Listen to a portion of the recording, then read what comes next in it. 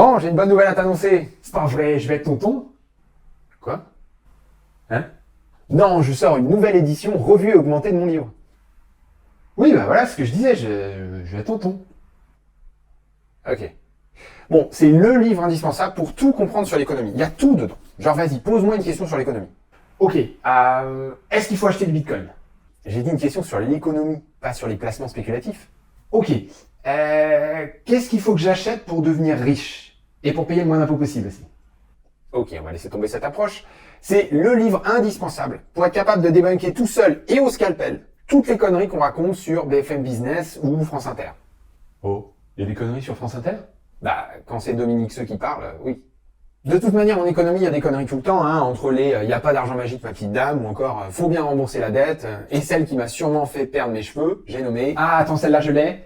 La planche à billets, c'est inflationniste. Ah la vache, j'en peux tellement plus de celle-là. Et si on continue de le répéter, qu'est-ce qui se passe? C'est tes sourcils qui tombent? Bah, j'espère pas, bordel. Bon, elle est belle, hein, cette nouvelle édition? Oui. Disons que c'est toujours très orange, quoi. Et puis là, au moins, t'as mis ta vraie tête sans cheveux, pas la tricherie de la dernière fois. Oui, bah, c'est pas les seuls changements. Il y a 50 pages de plus. Alors, j'ai viré des trucs, j'en ai rajouté d'autres. En tout, il doit y avoir 100 pages différentes dans le bouquin. Et le bouquin d'avant vous a déjà 340 pages. Presque un tiers de nouveautés. Pas dégueu. Est-ce qu'on peut avoir un petit tour d'horizon de ce qui change ou c'est secret? Ouais, alors en gros, toute la première partie sur la monnaie a pas bougé ou quasi pas. En revanche, quand je parle de crise de l'offre, donc toute la partie qui parle d'environnement, là, ça a quand même pas mal changé. Qu'est-ce qu'on peut faire? Qu'est-ce qui nous peut emmener? Ce à quoi on peut s'attendre? Là, clairement, l'interprétation jankoviciste de la première édition a disparu.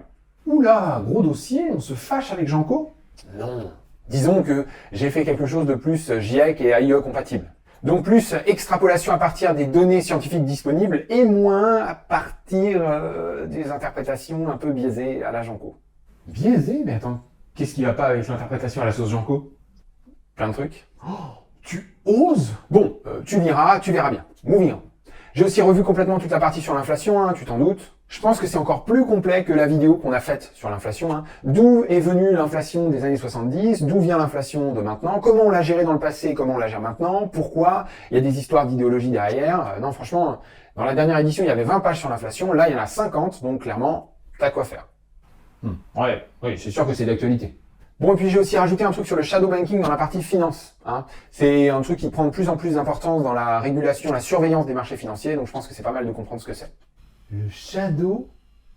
C'est quoi du coup? Ce sont les banques qui cherchent à ne plus réellement jouer leur rôle de banque sur certains aspects, dans le but de gagner plus de sous, en réduisant les risques, et en jouant aussi sur l'effet de levier. Mais en fait, le risque ne disparaît pas, il est juste transféré sur les épaules d'autres acteurs. Ce qui pose plein de questions, et aussi soulève pas mal de problèmes. Ça m'a l'air très... mystérieux. J'allais dire soporifique plutôt. Mais non, tu vas voir, tu vas apprendre plein de trucs. Comment les lois ont changé pour permettre le développement de cette finance moderne. Comment les financiers ont développé de nouveaux outils et de nouveaux produits financiers. Comment tout ça s'interconnecte pour créer un bon gros nœud bien complexe et difficile à rendre utile pour la société. Bref, la finance quoi. La finance. Bon, et ça sort quand? Le 17 janvier. D'ailleurs, si t'es parisien ou parisienne, il y aura une soirée de lancement le 16 dans la librairie ici, boulevard Poissonnière, dans le 2e, de 19h à 21h. N'hésite pas à venir me taper la bise. Et aussi, je pourrais signer les bouquins. Je suis aussi invité à Rennes dans la librairie Le Fayeur le 21 février à 18h et le lendemain à Nantes, librairie Durance. Là, par contre, j'ai pas l'horaire. De toute manière, je te donnerai toutes les infos, ville, date, heure sur Twitter et sûrement aussi sur YouTube, donc stay tuned. Ah ouais, genre le mec, il y a carrément une tournée mondiale, quoi.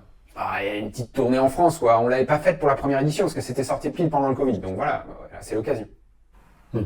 Précommande possible? Ouais, précommande possible. Le lien est en description pour ceux qui sont chauds. Voilà, c'est tout pour cette petite vidéo de promo. Bonne année à toutes et à tous et peut-être à bientôt en librairie.